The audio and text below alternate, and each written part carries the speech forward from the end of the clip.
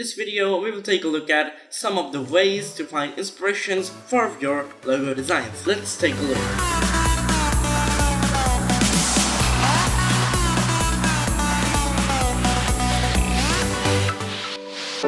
So hello, I am Muneeb from Design with Muneeb. Welcome to another video. If this is your first time over here, then make sure to subscribe and hit that bell icon so you don't miss any sort of video. So let's open up our web browser, and the first ever website that comes to mind related to pictures and images is Pinterest. Now this is a really bad time to record this, but actually Pinterest is something went wrong, so yeah, it's a really helpful site to get inspiration. Now it's basically Google Images, advanced version of Google Images.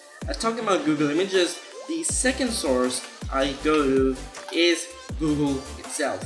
So if I'm doing a iconography logo, I'm gonna my iconography logo inspiration or something along those lines, and I'm gonna go to images, and then here I'm bombarded with all sorts of good and really good and bad and horrible and terrible logos, but you get the idea. You see there are a lot of good logos. This is a very good logo, like this one, so you get the idea.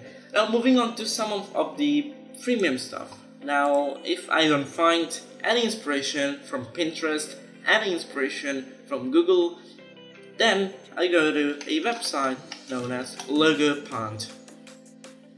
Now Logo Pond, if you don't know about it, I'm sure most of you know about it, but for those of you who don't know, this is a dedicated logo gallery for inspiration. So there's tons and tons of logos uploaded daily. You can search for here, so I can search esports logo. You can see there are, well, this one is esports, is this? So you can see it has come up with, well, not esports logo, but it has come up with a logo. So this is a really good place to get your inspirations from.